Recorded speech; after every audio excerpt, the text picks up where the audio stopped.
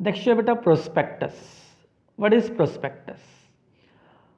Public company issue a document called prospectus in which the terms and condition of the issue of shares are stated along with the purpose for which prospectus of issue of securities shall be used।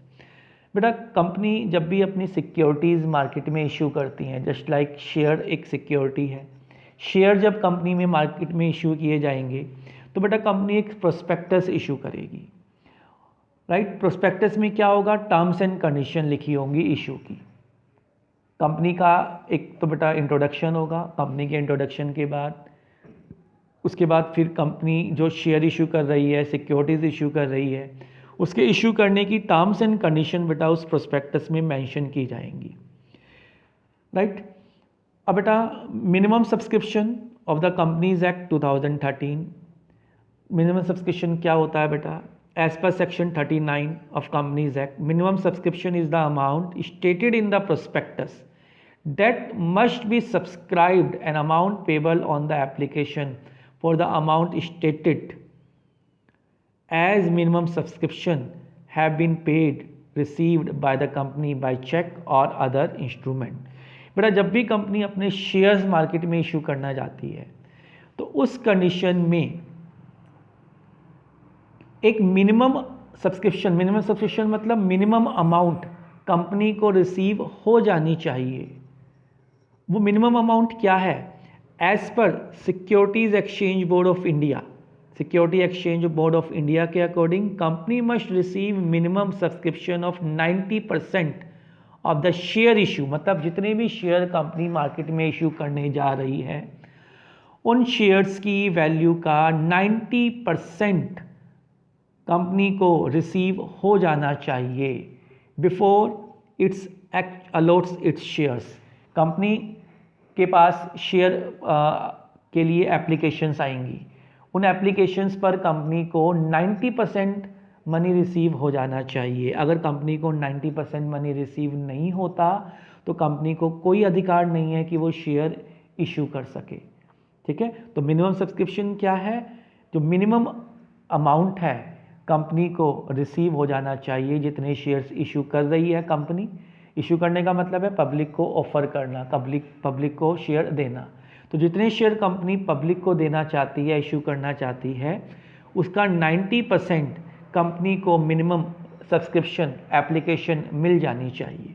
अगर minimum application company को नहीं मिलती तो company को share issue करने का अधिकार नहीं होता। In case minimum subscription is not receive with in the specified time limit, application money, जितना भी कंपनी के पास एप्लीकेशन आई है, एप्लीकेशन के साथ जो मनी आया है वो कंपनी को विद इन 15 डेज रिटर्न करना होगा।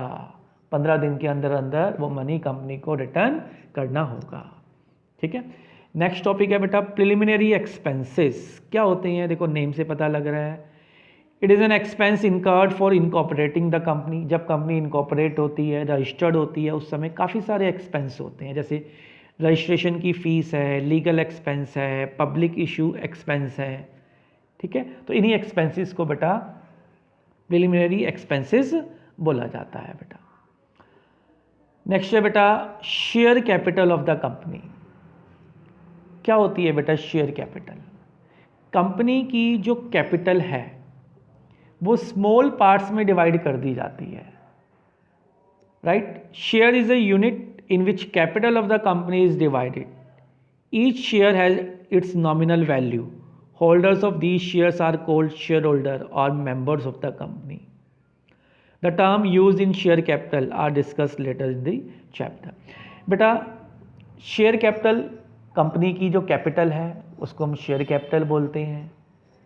अब कैपिटल को हम पार्ट्स में डिवाइड कर देते हैं और एक पार्ट को हम शेयर बोलते हैं। फॉर एग्जांपल कंपनी की कैपिटल ₹10 लाख है और उसका एक पार्ट 100 रुपीज़ का है, राइट। तो 100 रुपीज़ का एक शेयर हो गया, पार्ट मतलब शेयर, ओके। काइंड्स और क्लासेस ऑफ शेयर्स। बेटा शेयर्स के दो टाइप्स होते हैं, preference share, equity share. Preference shares कौन से शेयर्स होते हैं? बेटा प्रेफरेंस शेयर्स, देखो नेम से पता लग रहा है, प्रेफरेंस जिन शेयर होल्डर के पास 2 राइट्स होंगे, 2 एक्स्ट्रा राइट्स होंगे, उन शेयर होल्डर को प्रेफरेंस शेयर होल्डर बोला जाएगा। अब वो 2 एक्स्ट्रा राइट कौन से हैं? First, right to receive dividend. Second, right to receive repayment of capital on the time of winding up of the company. बेटा वो शेयर होल्डर जिनके पास 2 एक्स्ट्रा राइट्स हैं, एक तो राइट टू रिसीव डिविडेंड, जब डिविडेंड दिया जाएगा तो सबसे पहले डिविडेंड उनको मिलेगा। दूसरा राइट, जब कैपिटल रिफंड की जाएगी तो सबसे पहले कैपिटल उन शेयर होल्डर को मिलेगी। तो ये 2 राइट जिन शेयर होल्डर के पास होते हैं उनको बेटा प्रेफरेंस शेयर होल्डर बोला जाता है, और बाकी जो शेयर होल्डर होते हैं इनके अलावा उनको इक्विटी शेयर होल्डर बोला जाता है। जिनके पास ये 2 प्रेफरेंशियल राइट्स नहीं हैं वो इक्विटी शेयर होल्डर होते हैं। ठीक है, अब प्रेफरेंस शेयर होल्डर की भी कुछ कैटेगरीज हैं, कुछ टाइप्स हैं बेटा, वो हम सीख लेते हैं। Types and classes of preference shares. Preference shares can be broadly classified as follows. Number 1, with reference to dividend, cumulative preference share and non cumulative preference share।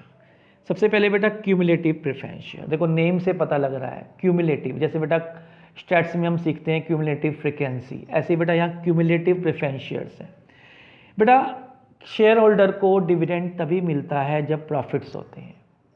Losses के केस में शेयर होल्डर को dividend नहीं दिया जाता, लेकिन अगर cumulative preference shares हैं तो क्यूमुलेटिव प्रेफरेंस शेयर होल्डर को डिविडेंड अगर पिछले सालों में नहीं मिला because of losses, because of insufficient of profits, तो जिस साल प्रॉफिट्स होंगे पिछले सालों का सबका डिविडेंड मिलाकर उनको दे दिया जाएगा। मतलब प्रेफरेंस शेयर, ऐसे प्रेफरेंस शेयर जिनका डिविडेंड क्यूमुलेट हो जाता है, इकट्ठा हो जाता है ना। लॉस के केस में डिविडेंड नहीं मिला, एक साल डिविडेंड नहीं मिला तो अगले साल 2 साल का डिविडेंड एक साथ दे दिया जाएगा। 2 साल तक डिविडेंड नहीं मिला तो तीसरे साल 3 साल का डिविडेंड दे दिया जाएगा, मतलब डिविडेंड क्यूमुलेट हो रहा है।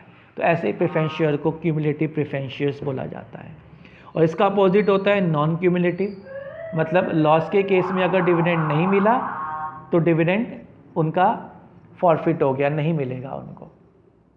ओके, प्रॉफिट के केस में डिविडेंड मिलेगा और अदरवाइज उनको डिविडेंड नहीं मिलेगा, तो वो नॉन क्यूमुलेटिव प्रेफरेंस शेयर्स होते हैं। इसके अलावा बेटा with reference to participation in the surplus profit, participating preference share, non participating preference share. बेटा आप लोगों ने सीखा प्रेफरेंस शेयर होल्डर को डिविडेंड पहले मिलता है, इक्विटी शेयर होल्डर को डिविडेंड बाद में मिलता है। अब अगर पार्टिसिपेटिंग प्रेफरेंस शेयर है, हमने इक्विटी और प्रेफरेंस दोनों को डिविडेंड दे दिया, उसके बाद भी कुछ प्रॉफिट बच गया, अगर प्रेफरेंस शेयर होल्डर को ये अधिकार दिया गया है कि वो इक्विटी और प्रेफरेंस को प्रॉफिट देने के बाद जो प्रॉफिट बच जाता है उस डिविडेंड में, उस प्रॉफिट में प्रेफरेंस शेयर होल्डर को कुछ शेयर मिलेगा, तो ऐसे शेयर होल्डर को पार्टिसिपेटिंग प्रेफरेंस शेयर बोला जाता है।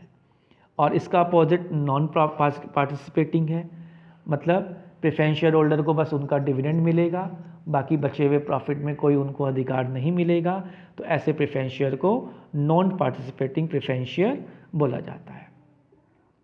इसके बाद बेटा विद रेफरेंस टू कन्वर्टेबिलिटी, ऐसे शेयर्स जो ऐसे प्रेफरेंस शेयर्स जो इक्विटी शेयर में कन्वर्ट हो जाते हैं उनको कन्वर्टेबल प्रेफरेंस शेयर बोला जाता है। जो शेयर कन्वर्ट नहीं होते उनको नॉन कन्वर्टेबल बोला जाता है। With reference to redemption, redeemable preference share और इररिडीमेबल प्रेफरेंस शेयर।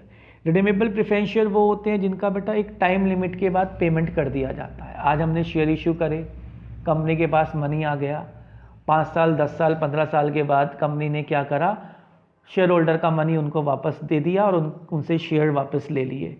तो ऐसे प्रेफरेंस शेयर्स को रिडीमेबल प्रेफरेंस शेयर बोला जाता है, मतलब जिनका एक टाइम लिमिट के बाद पेमेंट हो जाता है।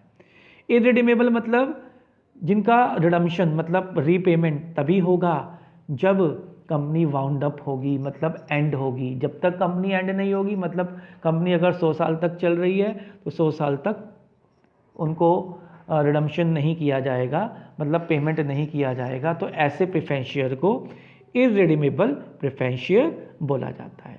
इसके बाद बेटा ये प्रेफरेंस शेयर और इक्विटी शेयर में आपको डिफरेंस गिवन है, ये इसी के बेस पर है जो हमने सीखा, तो इसको आप